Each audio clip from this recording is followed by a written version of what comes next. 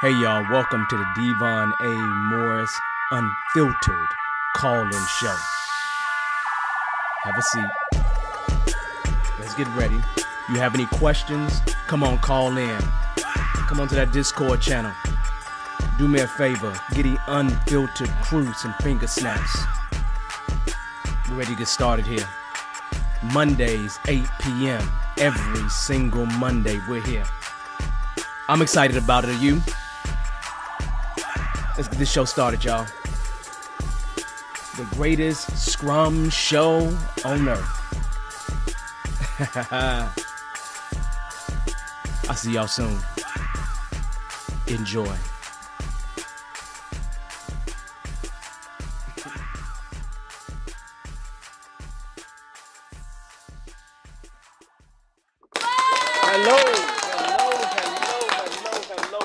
Hello. Let's get the horns going there real quick, right?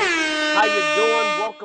Welcome to the Unfiltered Calling Show, where we talk about Scrum, Agile, entrepreneurship, all those wonderful and great things. Hopefully you're here to talk about some of that stuff. If you are here right now listening live with me, you know how we operate here. I want you to throw a couple shouts out in the actual comments, whether you're on LinkedIn or you're actually on YouTube.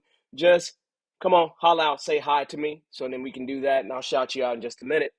But just so you know how the agenda operates here, we're just going to do some housekeeping the first 5 minutes. Then after that, we're going to go into our topic, and we're going to talk about how to run an effective daily scrum, fundamentally. I got this question this morning, and the person that sent me the email, you are welcome to join me on the show.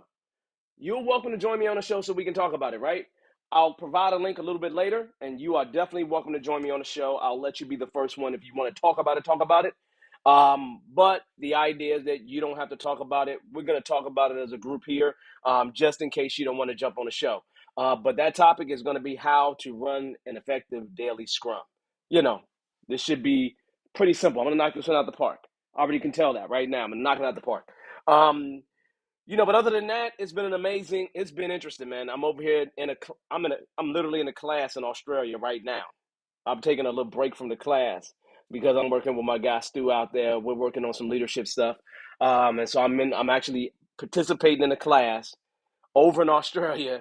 I had a class this morning, had a class this weekend, got a class tomorrow. So I'm like burning it from every single end. I'm making sure it happens, right? That's what I'm doing. That's what we do. That's what we do, right? Other than that, everything else is cool. Everything else is good. Everything else is kind of copacetic. So I'm actually feeling good. See, my mic decided to change up, so it just went into the speakers, and they got my little microphone here, so you all should still be able to hear me because for some strange reason, all my stuff my little headset went out because I haven't been doing anything with it. So I got my speakers here. You still hear me? I see my mic is going the S7, so you should hear me just fine. All right, so let's talk, Law, y'all. Let's have a little conversation, right? Let's talk. No. Let me get my shout outs first, right? So let's talk. Marquita, how you doing? How's it going? Hopefully you've had an amazing week so far. Hey, Rodnetta, how's it going?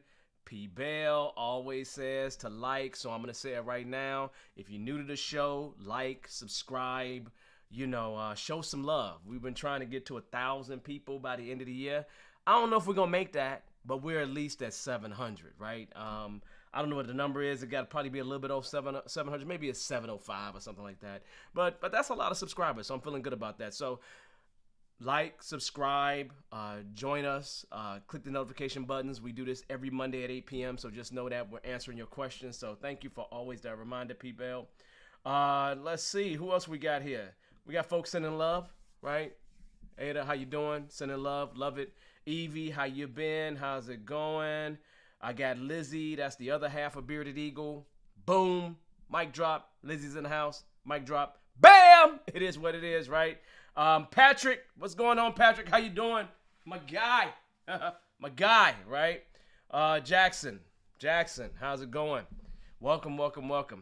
Yeah. 5 years ago, man, you've been doing Scrum For some time then, for real. You probably was doing Scrum before you got the certification. So welcome to the show if you haven't been before. Hello there, Denise. How's it going? We rocking it today. We definitely rocking it. I'm feeling good about it. I'm feeling good about the week. Just feeling good about doing stuff, right? I don't know. Just life is always that way. Now, just so you understand, if you're kind of new to the show, how we operate, we're about to jump into the topic and have a little conversation. And then, realistically, beyond that little conversation, we're going to open up the floor. The conversation is the topic, right?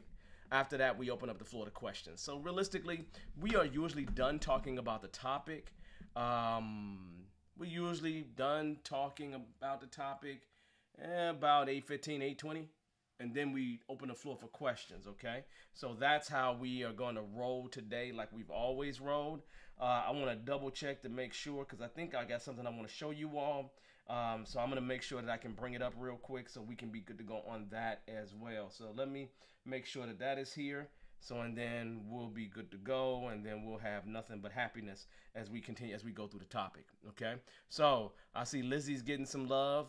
This is good, right? This is great. Yeah. We do need to do more collaboration, Lizzie and myself, right? That's when you see greatness, right? She makes me better, right? In terms of this whole deal. Hey, Shika, how you doing? Been a while. Ain't seen you in a while. Huh. What was the problem? What's the problem? Anyway. So, let's start having a conversation, y'all. Okay, let's start having a conversation. So, I'm going to grab my email and I'm just going to be very specific on what was sent to me. And then this right here will give you the idea for the topic. I actually got this email this morning and, all the time, I literally kid you not, I pick the topic on the day of. I don't like to do it a week before. I like to either go look at some of the latest, greatest news that's out there. But I like the topics to be kind of in time, right? Kind of being in the moment is what I love, right? And here's the deal.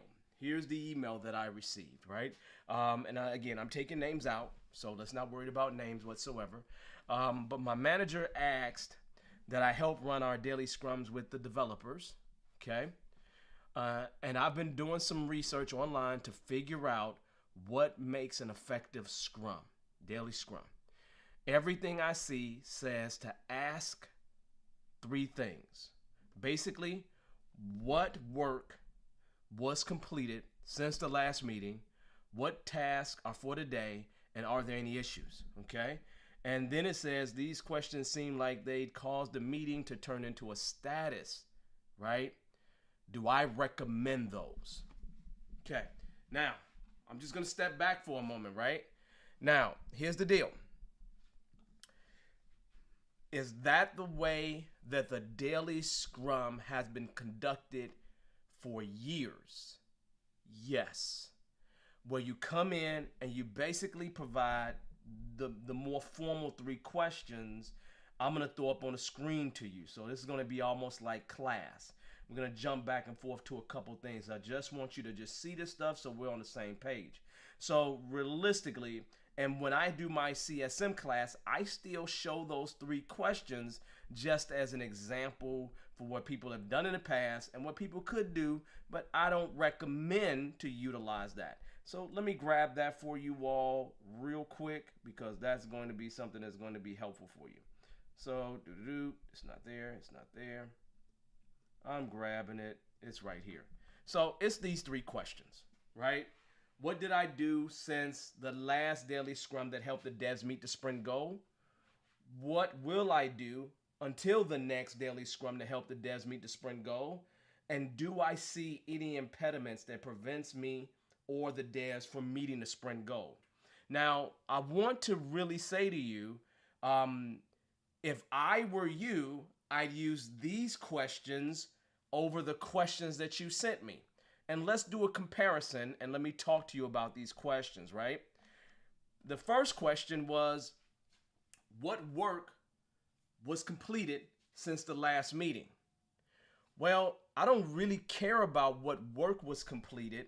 I really care about what was completed that would get us closer to meeting the sprint goal.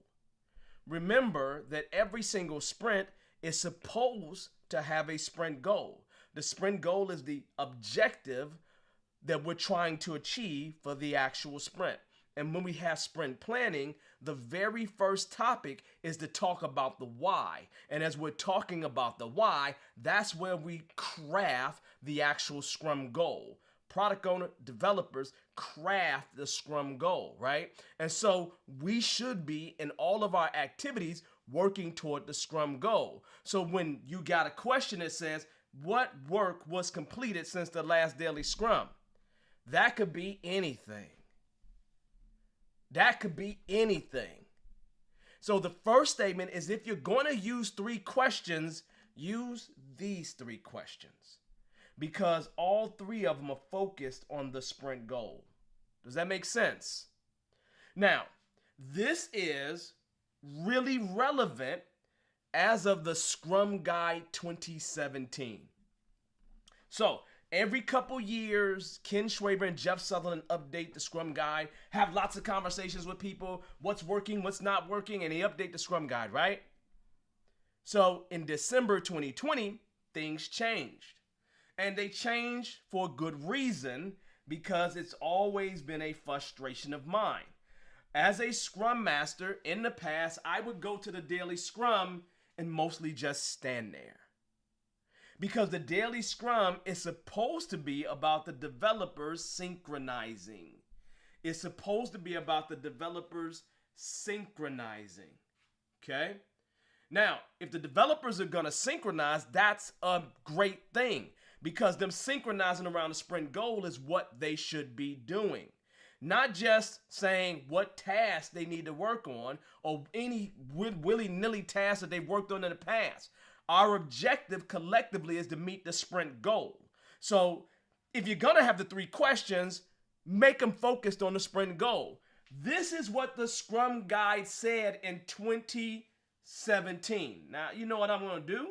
I'm going to double check that just to make sure, because that's what I remember it saying. However, December 2020, an updated version of the Scrum Guide was presented. And I would love to just show you that, because I use that as my guideline, and the updates that it classically has, I agree with, because it's classically things I've already done. So let's talk about it. Here is the portion of the Scrum Guide that we're really talking about here. It says, the purpose of the Daily Scrum is to do what? Inspect progress. It is to inspect progress toward the sprint goal. That's its purpose. And adapt the sprint backlog as necessary, adjusting any upcoming work. So first problem with the 3 questions that you sent me is they're not focused on the sprint goal. See, one of the things about having a sprint goal is a sprint goal gives the developers more reason to collaborate, because they all are working toward one objective. And we want our developers to be working toward one objective collectively, right? That they agreed upon in sprint planning, and we call that a sprint goal. So it makes no sense that you're not talking about the sprint goal if you're going to have those 3 questions. I don't mind the 3 questions. If you want to do that, so be it. There's no Scrum police that's going to come get you. It's not going to happen. Okay? But that was 2017. I always try to skip out on my daily scrums as a Scrum Master, because once I realized my team got it, I wanted them to synchronize and not do what? Report to me. Do you understand? I guarantee you, for most of you all that's presenting those 3 questions, everybody's standing around and they're hyper-focused on you. And with them being hyper-focused on you, guess what they're doing? Hey, good old Scrum Master, we really want to show you how great we are and the work that we're doing, because we know you got to go report to people so we don't get in trouble. Sir or madam. Do you understand where I'm coming from? But that's not it, right? That's not it. Because we talk about this a little bit more, right? You know that it's 15 minutes, right? It says the daily scrum is 15 minutes, da da da da da. It's there to reduce complexity, da da da da da. If the product owner and scrum master are actively working on items, then they participate as developers. Whoa, wait a minute. Did you hear what I just said? Only the developers need to be there. Let's try this one more time. The scrum master doesn't need to be at the daily scrum, nor does the product owner, unless they're actively working on things as a sprint and then they actively participate. They actively participate at that point. So who is the daily scrum really focused on? The daily scrum is focused on the developers, people. It is about the developers synchronizing their work. When I say, hey, Helena, here's where I've been so far. Helena should be doing this. Hey, you know what? I'm going to synchronize my work based on where he's been. And when I say, hey, Helena, here's where I'm going, then she should be saying, I'm going to synchronize my work based on where he's going. Not just, I completed this task and I'm 50% done on this task. And you know what? I'm going to work on this task tomorrow. Okay. No, the question is, how are we progressing toward the sprint goal? And what do we need to adjust to make sure we get there? So you want the developers to synchronize. And here's the deal. As I clearly state in my classes again and again, I can teach a bunch of 5th graders how to play duck, duck, goose, how to play tag, you're it, how to play red light, green light, if you need a little old ghetto game. Okay? I can teach any little kid to play those games. And once I teach them, do I have to be there to manage them? Think about this for a second. You got a bunch of adults that you paid a lot of money to do work for. And guess what? You got to sit up there and manage them, babysit them, like they can't conduct a little video, 15-minute meeting? Come on, man. Come on, man. Do we not understand? So, the Scrum Master doesn't need to be there. Product owner doesn't need to be there. But let's continue this journey, right? Because I'm not done. I'm not done. Because here's the deal, right? Let's continue this. This next paragraph says something really simple. The developers, hear me, the developers can select whatever structure and techniques they want, as long as the daily scrum focuses on progress toward the goal and produces an actionable plan for the next day of work. Whoa! Whoa! Whoa! Did you see that? That was written down by the co-creators of Scrum? That I agree with 1,000%. I've been agreeing with since 2008. When I would make sure, when I started having daily scrums, I find ways to disappear from the team because they kept looking in my face like, Devon, we need to report to you. No, you don't. You need to make sure that y'all are good. And if y'all good, I'm good. So when I say that daily scrum, the daily scrum serves a purpose. The daily scrum is there to improve communications, identify impediments, promote quick decision making, and eliminate the need for other meetings. You know what? When you turn this into that status meeting, guess what your developers haven't done? Your developers haven't synchronized. And now since your developers haven't synchronized, guess what they gotta have? Another meeting. Another meeting to replace the meeting where they should be able to synchronize. Whole problem. Whole problem is what it is. Whole problem. And most of your managers are probably a little bit scared to let your developers go ahead and do and be great. You're paying them money, they're adults. Why can't you let them conduct a 15-minute meeting by themselves where they understand the work that they're doing and understand what their colleagues are doing along the way? I don't know why that is so difficult and why that is such a problem. But as of the 2020 Scrum Guide, December 2020, it has been officially stated that the Scrum Master nor the product owner really needs to be there. And it's because the developers are grown people and they actually can conduct this meeting without anybody's help. And what I find is when I get out the way and let them conduct the meeting, it gets shorter and it gets to be more productive. So, for the person that sent me that email, I hope this answers your question, because it is going to be something that we're going to be fighting about for the next, I don't know how long. Ever since I've been around Scrum, and I've been around Scrum since '05, there's always been, the Daily Scrum's been about 3 questions. Always. We've tweaked those 3 questions over time. And they've gotten better, no question. But I've always found it better that regardless of the format, I let the devs pick the format. I let them synchronize around the work that they're working on, and I just get the heck up out of the way. And really just say to them, look, man, here's the next problem y'all gonna mention. Somebody's gonna say this silliness to me, I guarantee you. But they're gonna say to me this, right? They're gonna say to me, Devon, but what happens with the impediments? How are we gonna find out the impediments? Man, you got 23 hours and 45 minutes during the rest of the day. You mean you can't talk to your developers during that other 23 hours and 45 minutes? I mean, nothing really goes wrong during the Daily Scrum. Nothing goes wrong during the Daily Scrum. It happens during the 23 hours and 45 minutes. That's when it happens. So when they have a problem, guess what I want the devs to do? Come grab me and talk to me about it, man.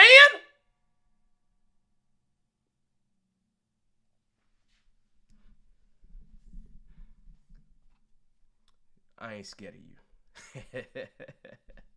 Anyway, hopefully y'all understand that. This is good. We have folks that are definitely better prepared for leading daily scrums, right? So this is good. So that being said, this is what we do on the show, people. That's what we do. We have those kind of conversations. We talk about topics like that. And then we open up the floor for any questions that you may have. So here's how we're going to operate this. Here's how we always do it. I'm going to go ahead and throw a chat in LinkedIn, and I'm going to also throw a chat up in YouTube. And once I throw that chat up in there, you are welcome to join the show or drop your questions in the chat. And we're going to start answering your questions in the chat and on the show if you decide to join the show. Again, you join the show, that's going to take priority over anything else. But let me go ahead and drop it on LinkedIn for us. But hopefully, man, hopefully we get it. Hopefully people understand. It's just, that's what happens. It's always been this way, always been this little fight with the Daily Scrum. And when the devs don't feel like it is, productive, they tend to treat it that way. And you don't want that to happen, really. But that's what's going to happen if you turn it into a status meeting, because you used to have a weekly status meeting and now you have a daily 15-minute status meeting, which sucks even more because that's like turning it into more meetings. So you really want to stay away from that, but I understand some people will be forced into a situation that they can't get out of, and that completely makes sense. I understand that. But I'm going to drop this on YouTube as well, so we're good to go. And we have happiness.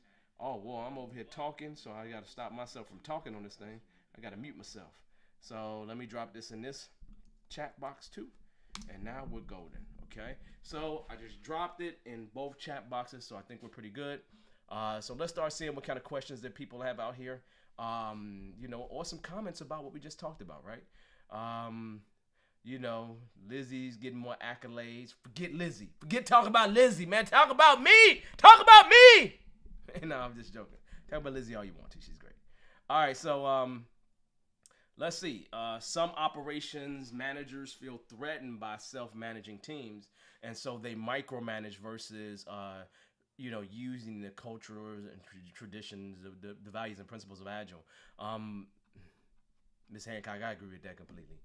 And this is one of the biggest reasons why I kind of walk away from burn charts, especially the sprint burn down, because I always, it fails me not that usually they turn it into a way to micromanage the developers, and when I see that, it normally makes me feel really, really bad because the burn chart is not designed for it to be a way to micromanage people.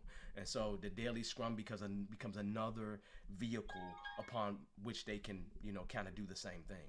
And so it's just one of those things we want to be really careful about, because it does happen, and it happens again and again and again. Let's see. I'm going to do one more thing here, and then I got somebody that's joining the show potentially here.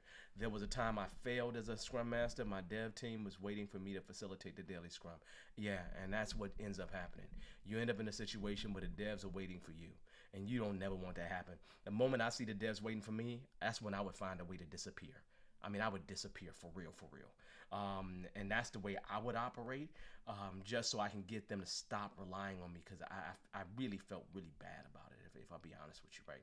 So that being said, good. Keep coming with the comments. Keep coming with the questions and everything else. We're gonna go ahead and see and have someone join us for a moment here. So let's go ahead and pull this up this way, and then I'm going to actually bring this person on the show and see if they're really here to join us, because I don't see them in the seats. Hello there. I'm on the wrong camera too, so I done switched my cameras. So I see Benny here, but Benny's not there. So we're going to leave Benny where Benny's at. And Benny, are you here to join the show? I don't think Benny's here to join the show. So goodbye, Benny. I'm going to have to leave you alone. All right, so coming back here, I got my actual screen on the wrong camera, so I'd have to fix that too. But that's okay. All right, so let's continue. Any questions that you have, throw them in the chat. And if you're trying to come on the show, my statement to you is come prepared, be ready to talk, right? So and then we can effectively use the time that we have. Let's see. Thank you for validating. I'm assuming you're talking about the Daily Scrum topic. That's a major topic.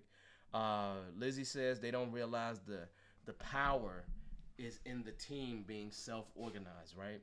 Yeah, that's what a true power is at. And that's a real, true, down to the dirty, dirty depths of it all. You give them the power, like you would give any professional that you're paying money to do a job for you. Allow them to use their expertise. And then allowing them to use their expertise, you end up in a situation where you ultimately will have some level of greatness for sure. I believe I have someone that's trying again, so I'm going to try this one more time. So let's do it again. Let's see. Let's come here. Let's answer this, and let's go ahead and add Benny one more time. Benny, are you joining us? Are you trying to join the show? You got to unmute yourself. I don't think you're trying. Yeah, I'm trying to join. Hi. Okay, all right. We don't see you, so I don't know if you're trying to be in the video or not, but we don't see you. Do I have to be on video, please? You don't have to be on video. What's your question? Do you have a question? No, Nope, you don't have a question? I have a question. Okay, what's your question? Actually, so when I joined my team, right? Mm-hmm. Um, the way they run the daily scrum is like they have designers, they have BAs, and they have devs in the team. So Mm-hmm. basically, everyone will be going around the room. Mm-hmm. This is what I worked on yesterday. This is what I plan to work on today, Mm-hmm. and they will be talking about. I have this number of meetings. I have to go from this meeting to this meeting, and it's just like that. So I try to introduce a new way of running it, and the feedback I got was that paying attention to the devs and the sprint goal, the feedback I got was that they feel disconnected because not everyone gets to talk. Okay, well, here's the question. So, what is your question to me? Because I hit a problem. Are you trying to fix that problem?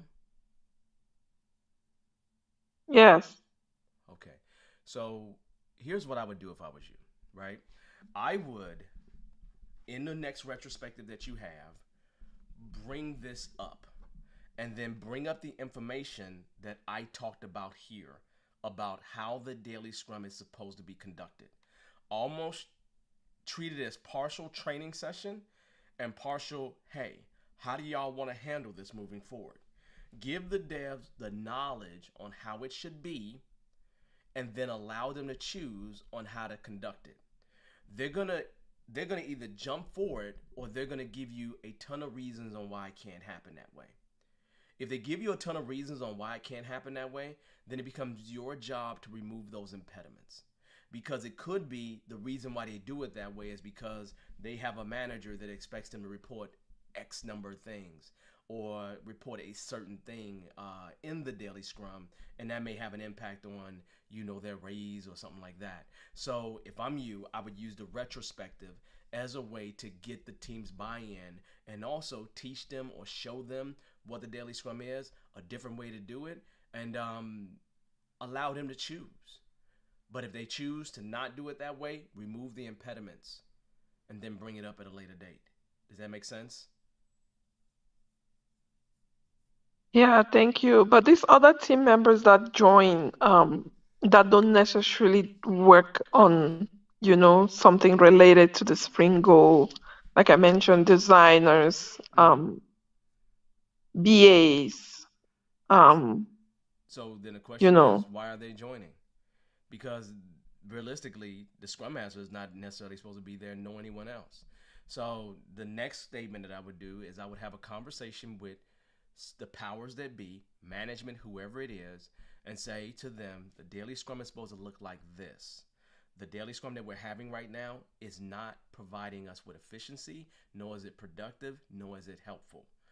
Can we go ahead and run an experiment to change it to look like this way, to look like the right way? And then get management support on you changing it, and then let everybody know that we're going to try it this way. They don't need to be there.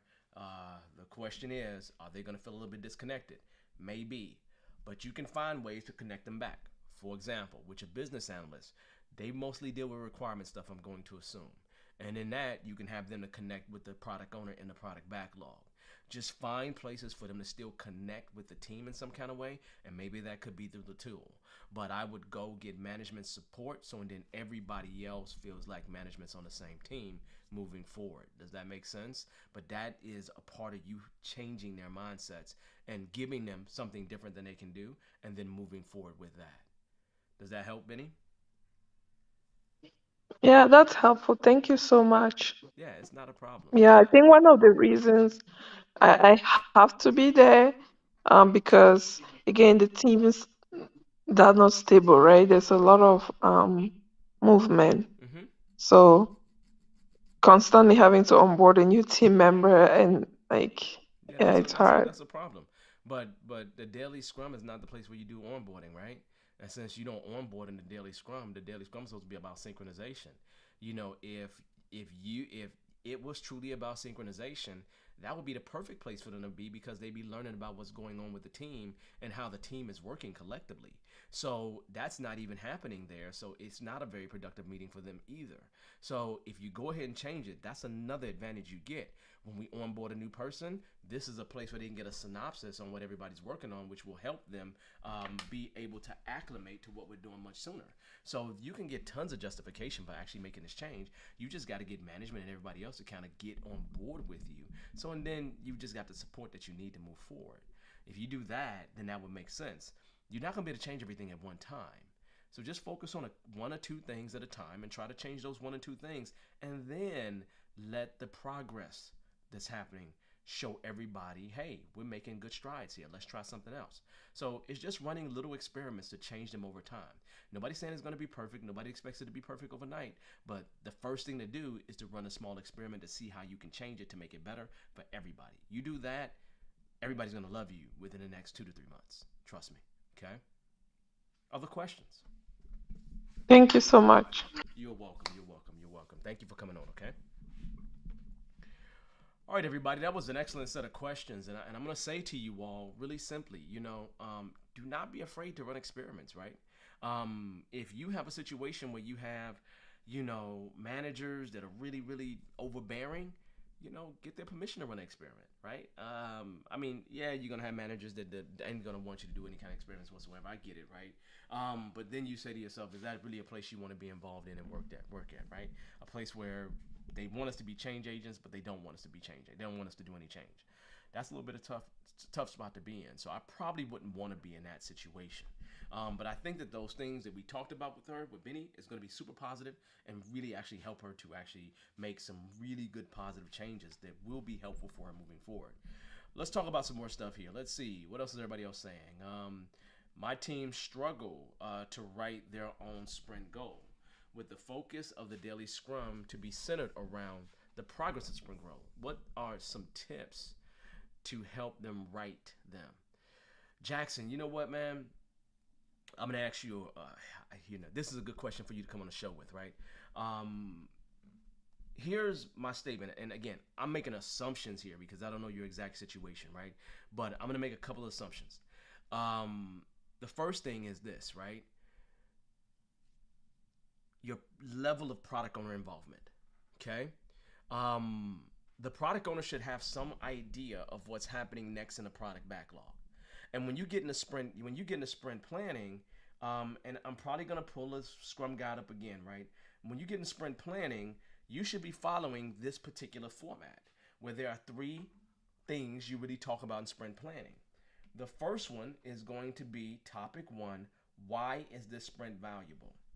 The product owner should be able to come in and talk to the team about why the sprint is valuable and some of those items in the product backlog that's going to help with that value and what goodness the sprint is going to bring, what utility that sprint is going to bring.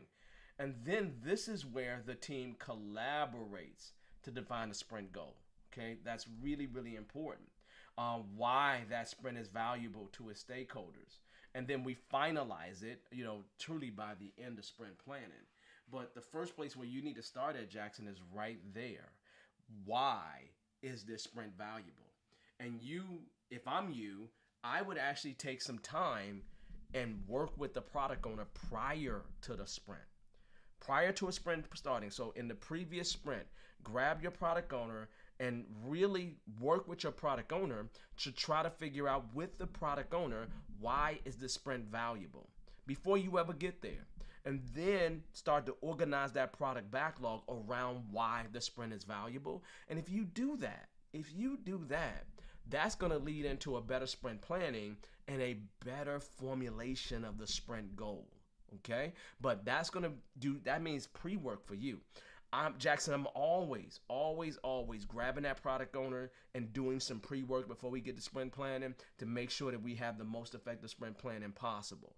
But I think if you focus on that very first topic, in terms of sprint planning, I think that's where you hit it out the park.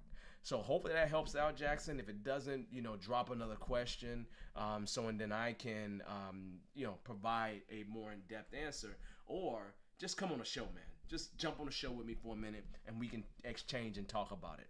It's much easier for us to have an exchange because I can hear about some of the situations that you have going on, just like we did with Benny just a minute ago, right? That's the true advantage of actually joining the show.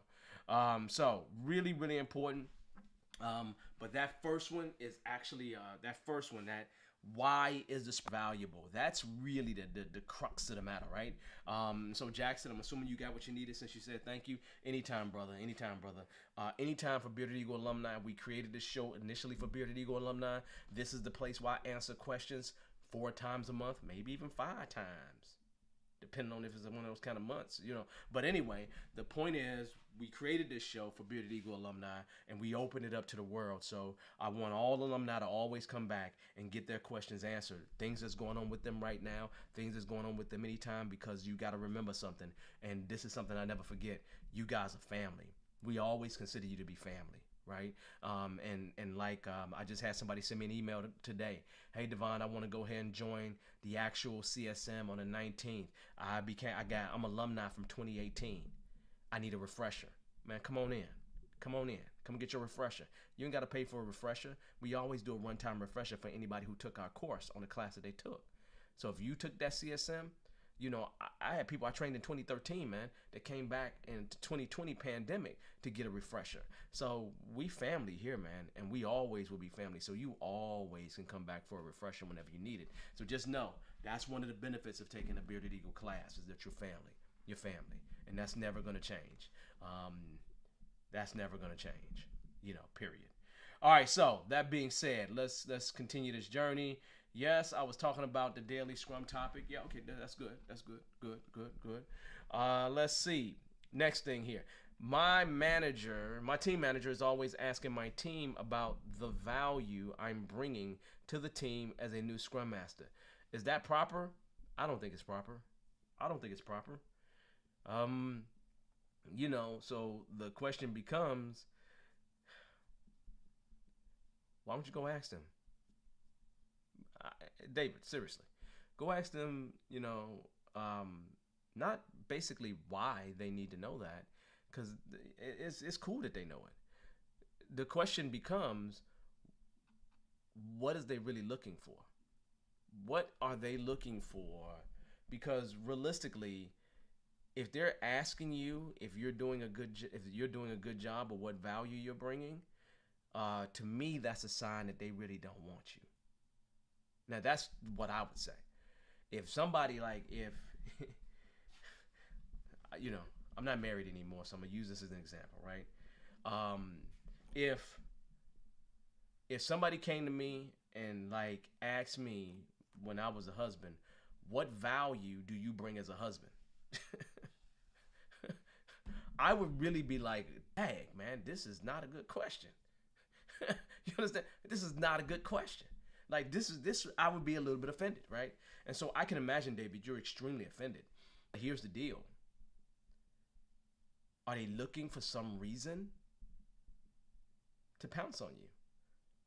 Because realistically, going to ask the team all the time, are you bringing any value? That's a hard question for the team to answer. Well, they may be able to answer it from their perspective, but what happens if you're working on an organizational impediment and it takes you all week to do that? During that week when they don't see you, are you not bringing any value? You understand? So it's one of those things where it's almost like I feel like they're trying to put you in a trap and stick you in a place where they want to ultimately say this thing is going to fail. And I would be really cognizant of that. And so if I'm you, I would find ways to start building data to tell the story. Because what I've always done is I'm able to tell the story of Scrum's success through the data, and then I am a direct reflection of that success.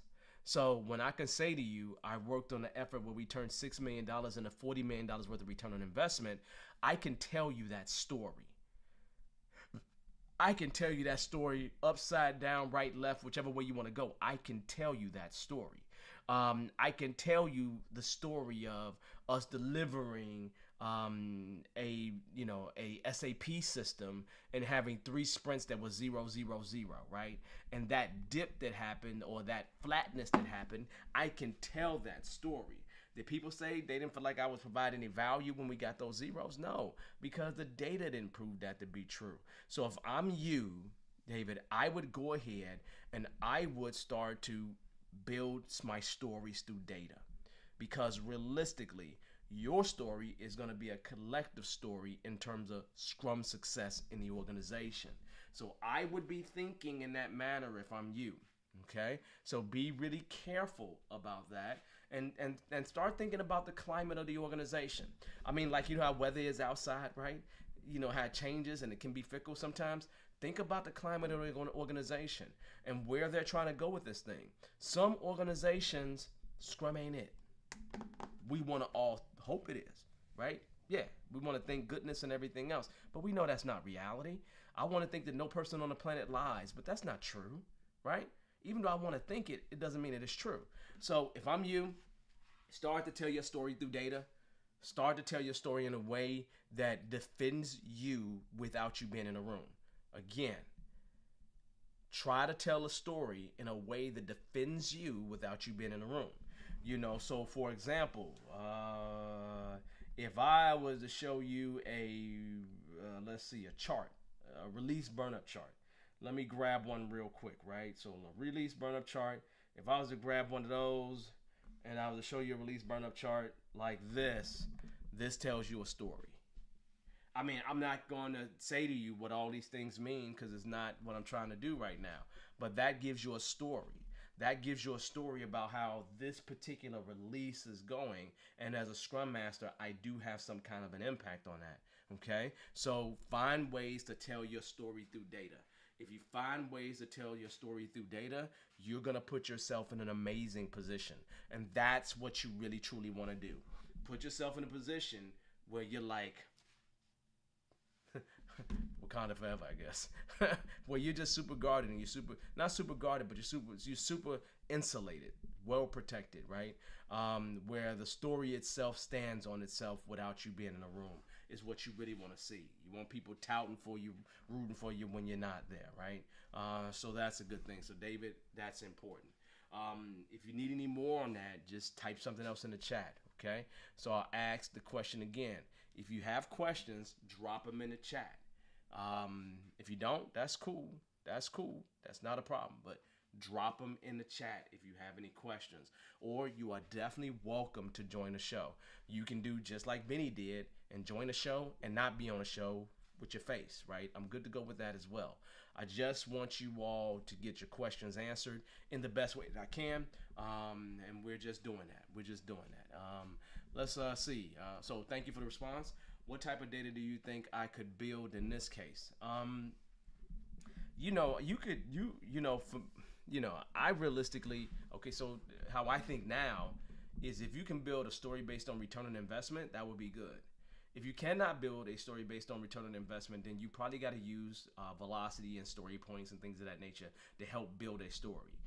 You may have to get to a place where you start to show other metrics like defects going down, hopefully, right? Or, the customer being more satisfied, which you can show through surveys and things of that nature. But there's definitely data that you can get. You can show an improvement in other metrics like cycle time if you're going to collect that just because you're using Kanban. So there are things and improvements that you can make. I hate to say seeing velocity improve because there's ways that you can play a game with velocity. But even improvement of velocity can be an improvement that a Scrum Master actually is helping with, because you can actually show the things that you all did collectively that helped to make that change, help to make that thing true. So for me, I would start with any metrics you have available to use to help you begin to tell that story.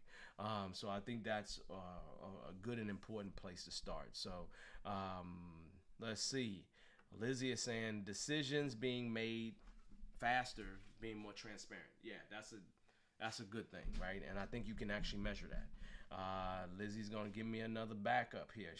And the cost associated with delay of communication. Yeah, that's another thing that you can show. These things you can actually measure. You can show how something is being blocked, how long it's been blocked for. But again, that's cycle time, takt time, things you can look up and go figure out how you can use that best in your environment. I don't know what metrics you collect currently, but I guarantee you if you collect some metrics, there's some way for you to utilize some of those metrics to actually help you. So I would be thinking in that manner if I was you. Okay, so David, hopefully that continues to help out. Anything else, just drop it in the chat. Once again, anybody with any questions whatsoever, drop it in the chat or come join the show, right? I have no problem with either one of those, right? Create a dashboard. Yeah, create a dashboard. You can create a dashboard. Sheikah's doing it actually in Jira. If you have a tool, a dashboard is always helpful. But a dashboard is going to show collectively what the team's doing. Absolutely. You can show another thing, impediments being removed, right? You can show a list of impediments and showing how those impediments are going down over time. So that's another thing that you can utilize. I mean, there's so many things that you can do that is almost borderline ridiculous. But if it was me, I would really have a conversation with the management. And the reason why I would say have a conversation with management is because no matter what metric you utilize, it's going to be the wrong metric if they don't like you. The best thing you want to get is you want to get a metric that they agree to and then utilize that metric as a measure. If you don't get a metric they agree to, you're going to always be in a situation where you're fighting them. So my biggest statement is have a conversation with that manager. Try to get some insight into what they're looking for. How is the best way they would like to see that being measured? What would show them proof of your productivity or whatever it is? And let them tell you that. And then if you get the essence of that and figure out some way you can show that to them, and then start showing them starting week 1, right? And I think that that's fair. Um, Otherwise, you're just fighting an uphill battle where the mountain doesn't have a top, and you just keep going up, up and up. So you don't want to be in that. Yeah, you don't want to be in that situation. Okay. Let's see. He said my focus has been on building the team. That he wants me to focus on the product and their domain as well. Well, that's an easier thing to measure right there. So here's a problem, David, and it's a problem that all of us Scrum Masters have. All of us that get involved in this initially, you will find that most Scrum Masters are in IT and the devs are in IT. So there's this tendency for Scrum Masters to be buddy, buddy, buddy with the devs and nobody else. It's almost like the Scrum Master and the devs against the world. Okay? And if he's asking you to get involved more with the product, then the question is, can you? I'm not saying going over there to do that work. That's not what I'm saying, right? I'm not saying going over there to write stories and do things like that. But that sounds like to me just working closer with the product owner and stakeholders that are within the domain. To me, that focus on value can show a higher level of return on investment. So if you are delivering, let's just say you're consistently delivering. Every week you deliver 25 story points, whatever number that is, it doesn't matter. And those 25 story points, regardless religiously, they're all delivered every single time. But just imagine this for a second. There's a difference between 25 points that's delivered that is going to, let's just say, save $10,000 and 25 story points that is going to earn you $1,000,000. But the problem is, a lot of people see those things as equal because they don't know what the return on investment is that they achieved.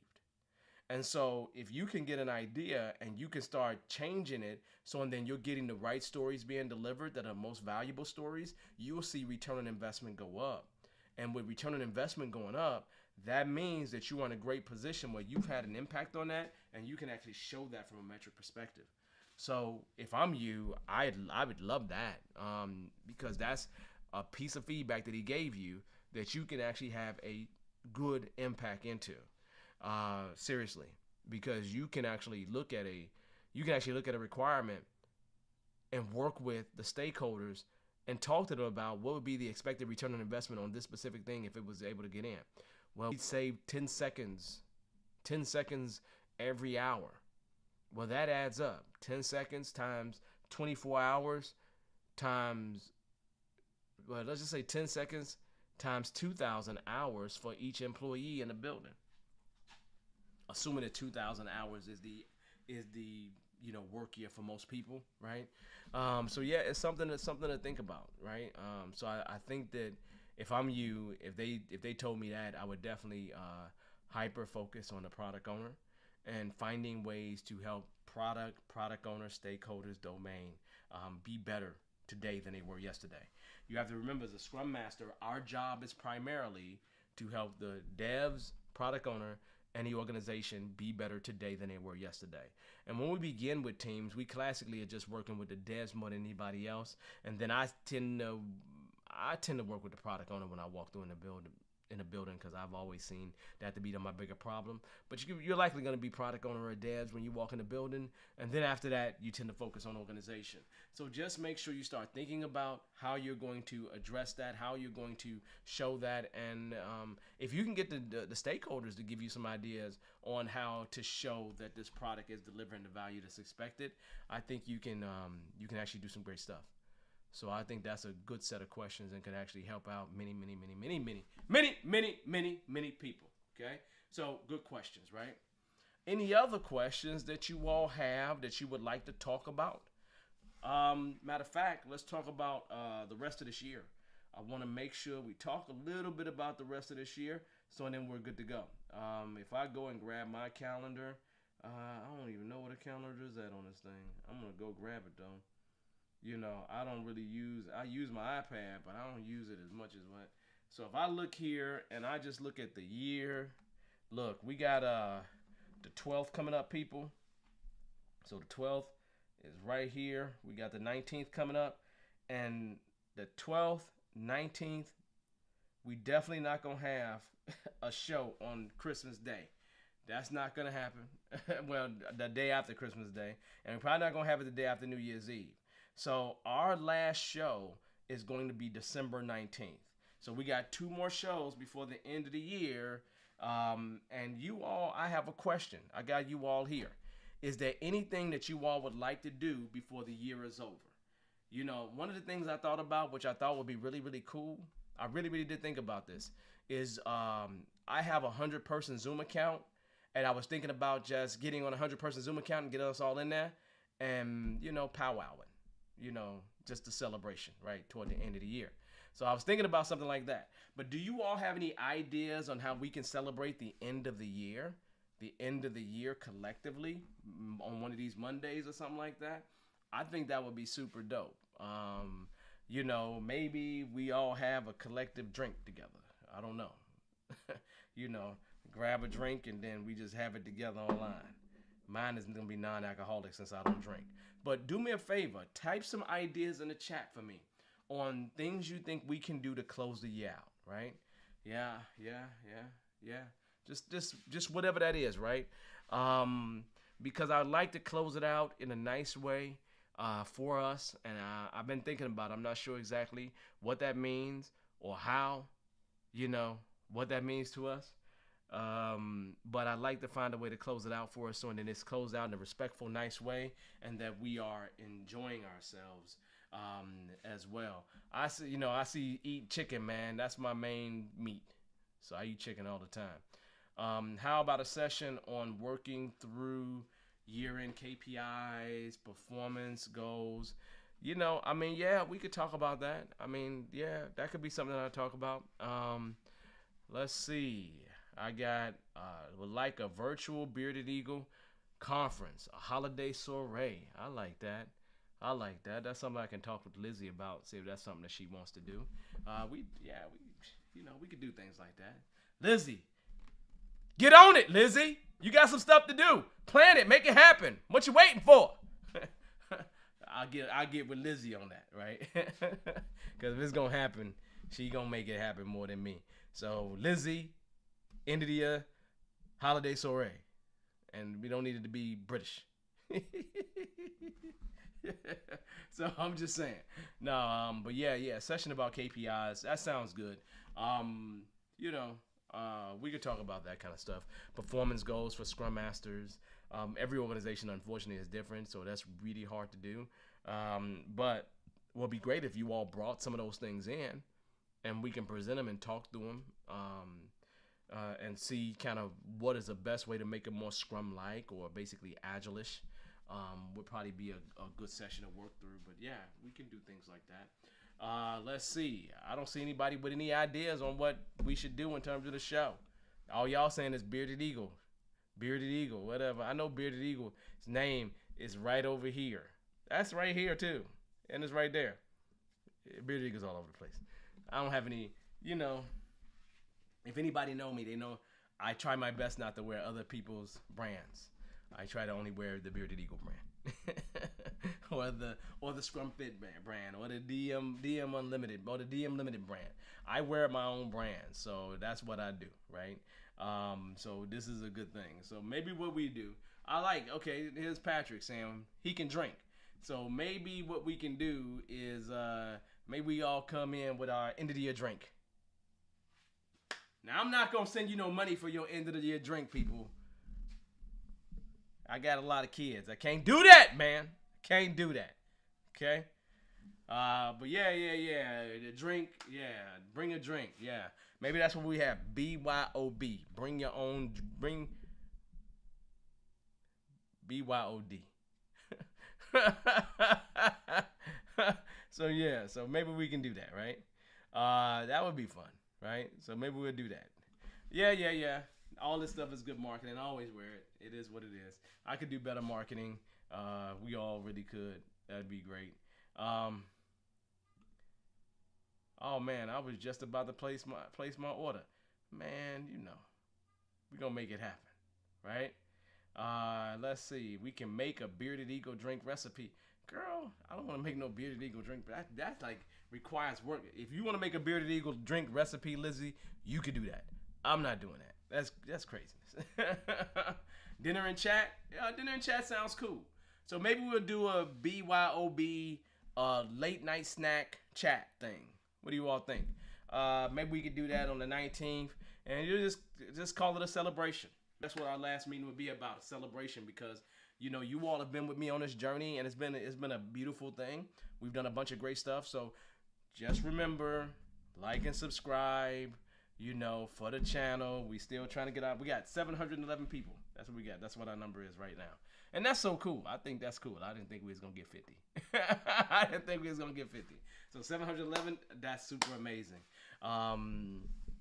Yeah. I may even chop up some of these videos, y'all. Right? And put them out there so then people can have these shorter watches, right? Come on, Brexit. Get that recipe together. There you go. Tell Lizzie what to do. Appreciate it, Patrick. All right, y'all. Well, I think that's about wrap for us. So I know probably the last one, we're going to have a holiday soiree, BYOD, something like that. Yeah, and I'll see you in class tomorrow, man. I'm looking forward to it, right? So we'll make sure that we do something, right, on the 19th. And I will make sure that I announce this in an email about it, and we'll talk about it on the 12th. So look, y'all have an amazing week. I got to get back to my class in Australia. So I'll talk to y'all later. I appreciate it. Peace. Y'all have a good week, okay? Thank you.